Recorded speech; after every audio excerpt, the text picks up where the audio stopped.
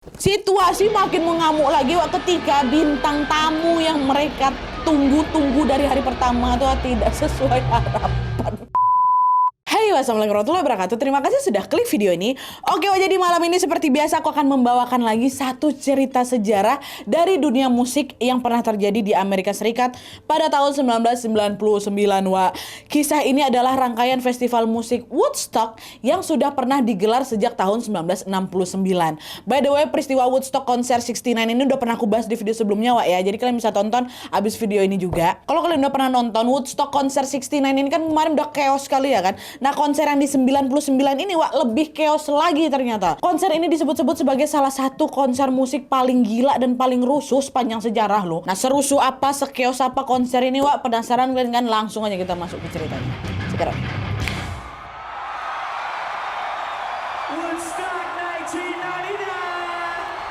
Oke, sebelum masuk ke peristiwa yang terjadi di sana, aku mau sedikit dulu mereview tentang latar belakang konser Woodstock ini sendiri ya. Jadi, Wak, pada tahun 1950-an, pemerintah Amerika ini pernah memaksa sebagian besar anak mudanya untuk ikut wajib militer. Nah, para pemuda ini lalu dikirimlah sebagai pasukan di Perang Vietnam agar Amerika meraih kemenangan. Tapi ternyata hal itu tidak sesuai harapan, Wak, karena Amerika justru mengalami kekalahan dan juga kerugian yang sangat-sangat besar. Sejarah mencatat bahwa ada sekitar 56.000 pasukan Amerika yang dikirim tadi tewas di medan perang. Sedangkan 156.000 orang lainnya mengalami luka parah dan juga cacat permanen. Nah, terus pasukan-pasukan yang selamat dari perang Vietnam ini kan diantar balik lah ini ke Amerika lagi kan. Tapi tentunya mereka sudah dalam kondisi fisik dan juga mental yang tidak stabil. Banyak di antara pemuda-pemuda ini pun mengalami trauma berat sehingga terkena gangguan mental. Dan untuk memulihkan rasa traumanya tadi, Wak, sebagian dari mereka pun mulailah itu membentuk sebuah komunitas yang dikenal dengan nama kaum hippies ya. Dan seperti yang sudah pernah aku jelaskan di video aku yang sebelumnya itu, kaum hippies ini adalah sekelompok pemuda yang memiliki misi menentang perang dan juga menyebarkan pesan damai. Mulia memang tujuan mereka di depan ini, Wak. Tapi di sisi lain, kaum hippies ini juga bisa dibilang agak barbar. Kenapa? Karena mereka ini menghamba pada kebebasan aturan sosial dan juga seringkali melakukan hal-hal yang di luar batas, macam mengkonsumsi narkoboy, minum alkohol, abortion, dan juga lain sebagainya. Ada juga yang barbar nih. Pada masa itu, kaum hippies ini pun membuat berbagai macam agenda anti perang, di mana salah satunya adalah konser musik Woodstock tahun 1969 itu, Wak. Nah, konser ini pertama kali digagas sama 4 orang dari kalangan hippies juga. Dia adalah Michael Lang, John Roberts, Joel Rosenman, dan Artie Cornfield. Dan ternyata konser Woodstock 69 tadi berhasil meraih sukses besar memang, Wak, karena Woodstock 69 ini masuk dalam daftar 50 peristiwa yang mengubah sejarah rock and roll versi majalah Mikasa Rollerblade. Nah, mendapati kesuksesan besar itu, para founder Woodstock ini pun memutuskan untuk kembali lagi ingin menggelar konser musik yang sama nih, walaupun chaos sekali kemarin itu kan, pada tahun 1994 atau dikenal dengan nama Woodstock 94. Nah, di konser kali ini, Wak, mereka menambah lagi jumlah tiket yang dijual supaya jumlah penonton yang datang pun semakin banyak lagi. Tapi sayangnya di Woodstock 94 ini tidak berjalan sesuai rencana, Wak, karena kurangnya persiapan mereka. Diketahui bahwa di konser itu memang ada ribuan penonton yang masuk tanpa tiket, menerobos masuk itu dalam area panggung. Sehingga konser ini bisa dibilang gagal total karena pihak promotor harus nombok ya, mereka menelan kerugian yang cukup besar lah. Tapi walaupun mengalami kegagalan lagi nih, Wak, ya, rupanya Michael Lang nih, salah satu founder Woodstock tadi, belum juga mau menyerah, Wak. 5 tahun kemudian, tepatnya tahun 99 inilah, Michael pun kembali menggelar konser musik untuk memperingati 30 tahunnya Woodstock 69. Nah, konser inilah yang akhirnya dikenal sebagai ini, judul kita, Woodstock 99. Pada konser kali ini, Wak, si Michael ini mengkampanyekan pesan anti kekerasan. Jadi udah bukan anti perang lagi, anti kekerasan. Dan pesan ini diusung setelah adanya insiden Columbine High School Massacre, yaitu tragedi penembakan brutal di sekolah yang menewaskan 12 siswa dan juga 1 guru. Dan pelaku dari kasus tersebut adalah 2 orang pemuda yang juga merupakan siswa dari sekolah itu sendiri.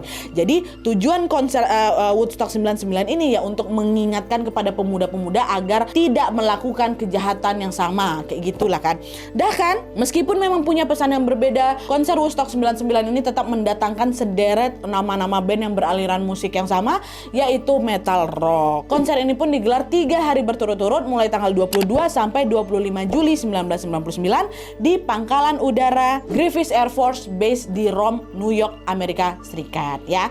Michael Lang ini pun sengaja menggelar acara di Pangkalan Udara itu supaya penonton bisa menginap di sekitar lokasi dengan mendirikan tenda-tenda penginapan. Awalnya memang banyak yang mengira kalau acara Woodstock 99 ini akan meraih sukses besar sebagaimana 3 dekade sebelumnya. Tapi dugaan itu salah besar karena ternyata Woodstock 99 ini justru dipenuhi berbagai aksi gila yang sangat-sangat di luar nalar. Lebih chaos lagi, lebih hancur lagi di 99 itu kalian.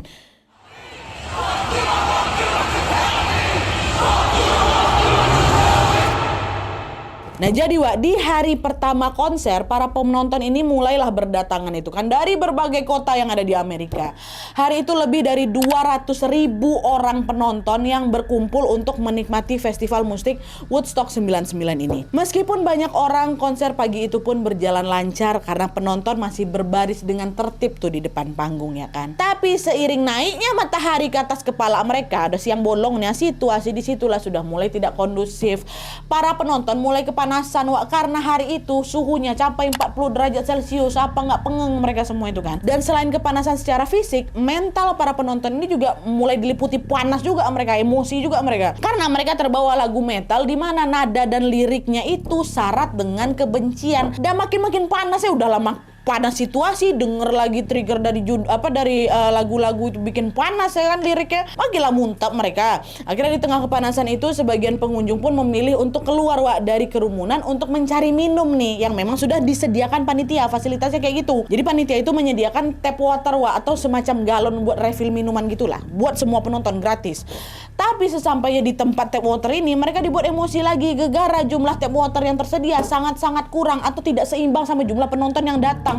Sehingga bisa dipastikan antrian di sana jadi ngular panjang kali kayak gitu. Nah, melihat jumlah antrian yang tidak masuk akal panjangnya itu, sebagian penonton pun keluarlah dari barisan buat membeli minuman dengan uang pribadi mereka gitu kan. Pasti kan ada orang-orang yang jualan-jualan situ kan.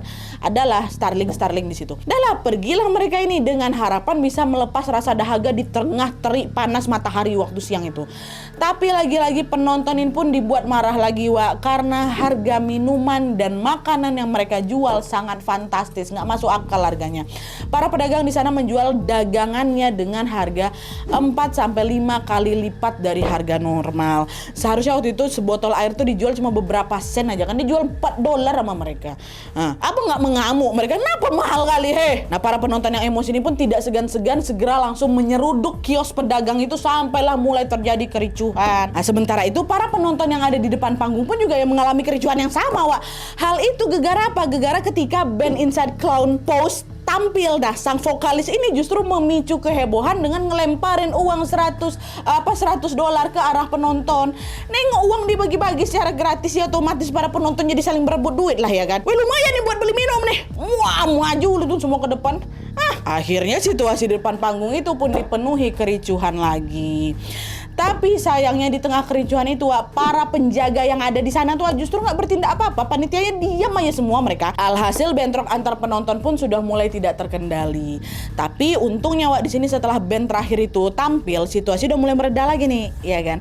Para penonton kembali lagi ke tempat campingnya masing-masing ya. Lalu itu dari pertama nih. Di hari kedua, keesokan harinya para penonton kembali lagi mendatangi lokasi untuk menyaksikan penampilan band selanjutnya. Tapi sejak pagi situasi di sana tuh udah balik, belum apa-apa lagi udah tegang dah. Hal itu terjadi karena sebagian penonton mendapati bahwa toilet umum yang ada di sana hampir semuanya nggak bisa dipakai. Toilet tuh tiba-tiba kotor, bau, terus dipenuhi sama lumpur hitam. Dan yang lebih mengejutkan lagi lumpur itu berasal dari tanah yang sudah bercampur sama, mohon maaf, kotoran manusia. Kalian ingat kan kemarin aku bilang apa? Antrian minum tuh kan panjang kali kan buat dapetin air minum kan. Ternyata sebagian penonton yang nggak sabar ngantri ini emosi dia dirusaknya pipa-pipa toilet tuh sampailah bocor, ngeluarin lah itu lumpur ya kan. Dan karena toiletnya udah nggak bisa dipakai lagi, mereka mau nggak mau buang air sembarangan lah. Kebecerak semua di situ tuh. Belum cukup sampai di situ aja bentrokan di hari pertama kembali terulang lagi di hari kedua setelah mereka mendapati bahwa harga makanan yang dijual masih aja tetap mahal. Dan hal itu diperparah lagi lagi dengan panasnya cuaca siang yang membuat mereka emosi dan mereka makin meledak-meledak lagi. Kalian bayangin aja lah, toilet adalah penuh lumpur, penuh orang, air minum kurang, makanan mahal, cuaca panas. Apa nggak murka mereka tuh kan? Nah terus di tengah kegaduhan itu vokalis band Kid Rock yang sedang tampil justru bilang, sebelum aku selesai manggung sekarang lemparkan botol plastik yang kalian pegang ke udara. Siap katanya. Mendengar itu, wah penonton pun adiar dilempar, semua langsung gatas wah. Gara-gara mereka juga emosi, mereka ini seolah-olah diberikan ruang untuk melampiaskan amarah mereka akibat kecewa sama harga minum yang mahal tadi tuh. Wah lempar semua ke atas. Dan selain band Kid Rock tadi wah, band Limp Bizkit juga turut andil nih dalam memperparah kegaduhan yang terjadi. Pada saat itu, vokalis Limp Bizkit yang bernama Fred Durst juga meminta penonton untuk berekspresi. Nah, disinilah wak, beberapa orang pun mulai berani bertindak anarkis, di mana mereka menghancurkan tembok pembatas yang terbuat dari triplek, dihancurkan sama mereka kan. Dan kalian tahu diapain triplek itu? Dinaikkan sama mereka triplek itu, terus dibawa ke tengah kerumunan penonton tuh. Betul-betul dinaiki sama mereka macam lagi naik karpet terbang Aladin wak. Dan yang lebih bikin chaosnya lagi sih, Fred vokalisnya tadi tuh bukan yang meredakan aksi itu, malah ikutan dia main Aladin-Aladinan di atas apa tuh, atas triplek tuh. Makin ricuh lah lagi kerumunan itu. Nah, setelah menyadari kericuan yang makin menggila ini wak, si Fred vokalis ini naik dia ke atas panggung lagi dan dia baru mengakhiri penampilannya. Nah habis itu balik si Fred ini sama bandnya tanpa memerdulikan para penonton yang masih ricuh lagi, sama sekali nggak tanggung jawab, orang dia yang nyuruh tadi kan. Dan kericuhan hari itu pun diperparah lagi dengan banyaknya penonton yang mabuk berat akibat minum-minuman keras wak. Bahkan beberapa dari mereka juga setengah nggak sadar atau ngefly gegara ya pengaruh narkoboy juga. Hal itu dibuktikan dengan munculnya sebuah van di tengah kerumunan penonton, dan di dalam van itu adalah tua wanita tanpa busana yang dikelilingi sama laki-laki mabuk. Bayangkanlah sama kalian, mana ada orang waras kayak gitu kan wak. Itu yang terjadi. Menyadari segala keributan yang terjadi wak, lagi-lagi di sini petugas keamanan panitia nggak ada yang mau negur, entah nggak mau atau nggak sanggup karena kalah jumlah ya. Tapi yang jelas perilaku penonton jadi tidak terkontrol karena tidak ditertibkan. Dan untungnya setelah konser ini selesai, penonton pun langsung ke camp mereka masing-masing tanpa berbuat ulah lagi, dan istirahat lagi. Hari kedua nih baru kan. Besoknya di hari ketiga, penonton datang lagi lah ini ke lokasi sejak pagi. Dibandingkan 2 hari sebelumnya wak, hari ketiga ini merupakan hari yang memang mereka tunggu-tunggu kali, karena panitia sudah menjanjikan akan ada spesial guest star yang dihadirkan di luar band-band yang sudah dijadwalkan. Makanya mereka bertahan, gak ada yang balik ke rumah. Mereka nunggu hari ketiga nih. Mereka makin antusias, makin senang, sekaligus juga penasaran siapa guest starnya nih, yang kan gak mungkin kacang-kacang yang dibawa nih. Dah saking senang mereka sampai melompat-lompat lah itu sambil bermain lah di lumpur, which is lumpur yang bercampur tadi itu kan. Nah, memasuki siang harinya, beberapa penonton beberapa penonton yang haus dan lapar ini mendatangi kios-kios pedagang yang ada di sana. Tapi ternyata karena sebagian besar makanan di sana sudah habis terjual, penonton pun dilanda kelaparan sama kehausan lagi. Di sini wak, mereka kembali beringas lagi nih. Mereka langsung menjebol pagar pembatas dan beberapa benda lalu melemparkannya ke sembarang tempat. Setelah puas lagi nih merusak benda-benda, mereka kembali lagi ke depan panggung sambil menunggu penampilan sang tamu spesial yang dijanjikan sama panitia tadi kan. Dan ketika mereka kembali ke depan wak, pada saat itu giliran band Red Hot Chili Peppers dulu nih, RHCP yang lagi manggung. Nah di tengah-tengah penampilan itu, panitia secara tiba-tiba membagikan lilin-lilin kepada para penonton satu persatu. Setelah lilin itu diterima sama penonton, vokalis RHCP ini pun meminta mereka untuk menyalakan lilin sebagai apa? Inilah tujuan mereka bikin apa nih, bikin konser kan. Sebagai simbol duka cita atas insiden Columbine High School tadi ya kan. Nah mendengar itu mereka pun senang dan juga terharu lah gitu. Penonton dah agak kalem nih. Nah sebenarnya wak, di momen ini situasi udah cukup kondusif. Para penonton mulai tenang dan terbawa suasana berduka gitu. Tapi sesaat kemudian penonton ini kembali beringas lagi setelah band RHCP mengcover lagunya Jimi Hendrix yang judulnya Fire wak. Nah emang kenapa Nadia sama lagu Fire tuh? Sebenarnya lagu tuh biasa aja wak, gak seberapa rock. Tapi RHCP ini membawakannya dengan penuh semangat kali, hingga buat penonton-penonton ini tersulut emosi lagi gitu loh. Keadaan pun berubah jadi chaos lagi ketika vokalis dan juga gitaris RHCP membawakan lagu itu dalam kondisi nggak pakai baju, bahkan hampir tanpa busana. Wah, betulan ini lo, kalian tengoklah sendiri di YouTube, ada videonya. Nah, di situ loh segelintir penonton yang tersulut tadi pun mulai menyalahgunakan lilin tadi untuk membakar benda-benda yang ada di sana. Nah, melihat ada temannya sedang bermain bakar-bakaran, ini tanda kutip kan, penonton yang lain nggak mau kalah juga lah, ikut-ikutan juga mereka nyalain api itu dan ikut juga bakar benda-benda sekitar. Dan hal itu berlangsung secara bergilir sampai akhirnya ada beberapa titik api yang muncul di tengah kerumunan yang sangat-sangat padat itu. Bayangkan sama kalian. Dan perlu kalian ingat ya, selama konser ini berlangsung, wah, mereka selalu mengkonsumsi berbagai macam narkoboy sebagaimana kebiasaan hipis memang. Nah, belum sampai di sini nih, situasi makin mengamuk lagi wah, ketika bintang tamu yang mereka tunggu-tunggu dari hari pertama tuh tidak sesuai harapan. Di prank mereka, wah. Kalian tahu apa? Bintang tamu yang digadang-gadangkan hadir itu ternyata cuma hoax. Panitia sama sekali tidak menghadirkan artis ataupun band papan atas lain, nggak ada loh. Yang ada apa? Mereka hanya memutar video Jimi Hendrix. Diputarnya video Jimi Hendrix waktu konser tahun 69 tuh. Inilah bintang tamu, kalian katanya. Apa nggak ngerasa ditipu penonton-penonton? Tuh makin emosi loh, kurang ajar kepanitiaannya. Awak udah bayar mahal-mahal bertahan di atas tumpuan kotoran manusia di sini, nggak kencing aku makan mahal. Ini yang kalian kasih di hari ketiga. Wah, busuk kalian tuh, wah, lo ngamuk lah. Situasi yang memang dari awal udah chaos makin parah lagi lah di sini. Mereka langsung bakar benda-benda berharga, termasuk ada mobil Mercy nggak salah papa waktu parkir di sana. Wah, bakar sama mereka. Dan setelah puas membakar-bakar ini, mereka lanjut lagi menjarah toko, bahkan juga merusak mesin ATM. Dan kalian tahu mesin ATM ini mereka hancurkan supaya apa? Supaya bisa mengambil uang yang ada di dalamnya tentunya. Bahu-membahu mereka merusak mesin ATM tuh kalian. Dan seolah belum cukup merusak berbagai fasilitas umum, beberapa laki-laki juga dengan tega melecehkan wanita-wanita yang sedang mabuk di sana, wah. Sehingga di titik ini sudah bisa kalian bayangkan kalau situasi sudah semakin tidak terkendali lagi. Kalian bayangin aja lah, wah, ratusan ribu marah-marah, kondisi mabuk semuanya, ngefly semuanya, gimana? Dan hal itu diperparah lagi dengan sebuah fakta di mana para petugas keamanan yang seharusnya mengamankan acara justru ikut terlibat dalam kerusuhan itu ikutan. Sementara para panitia bukan yang nelpon polisi, wak, malah kabur mereka menyelamatkan diri. Ya pantas aja lah makin gak terkendali konser tuh. Dan peristiwa itu pun terjadi selama beberapa jam, wak, sampai akhirnya pada sekitar tengah malam polisi pun datanglah ke lokasi, which is ini udah telat kali. Dan ketika polisi datang sudah ada 3 korban tewas dan ribuan korban luka-luka. Ada 4 korban pemerkosaan yang semuanya adalah wanita tentunya. Dan konon katanya korban pemerkosaan ini jumlahnya lebih banyak lagi sebenarnya, tapi yang berani ngelapor cuma 4 orang aja. Iyalah, selebihnya malu mungkin kan, takut juga mereka. Dan setelah kejadian itu, polisi pun langsung melakukan investigasi. Sampai akhirnya ditemukanlah 2 fakta membagongkan di sini. Kita mulailah dari fakta pertama ya. Ternyata nih fakta pertamanya, Michael Lang, founder Woodstock tadi, sengaja memotong budget kerjasama dengan pedagang-pedagang makanan, wak, sehingga mereka dengan seenaknya bisa menaikkan harga kepada para penonton. Itulah kenapa harganya jadi melangit semua kan, harga makanan sama minuman di situ tuh 4 kali lipat naiknya kan. Dan usut punya usut, hal itu terjadi karena si Michael ini ingin meraup keuntungan sebanyak-banyaknya dengan modal sekecil-kecilnya gitu. Nah, ini fakta pertamanya.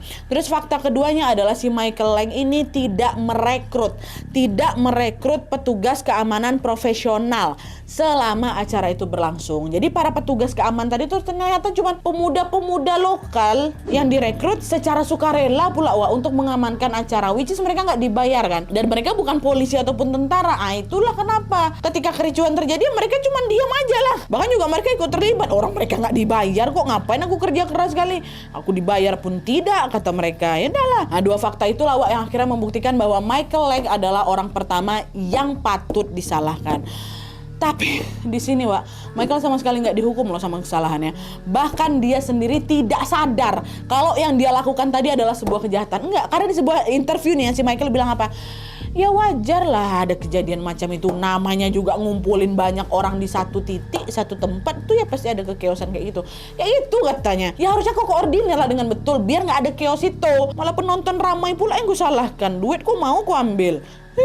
Masih nggak cerita, wak, dengan adanya korban jiwa, korban pecelehan, dan juga korban yang luka-luka dalam peristiwa ini, konser Woodstock 99 pun menjadi salah satu festival musik paling rusuh di sejarah permusikan Amerika. Masuklah, iyalah, cuman nggak rusuh kali itu, wak.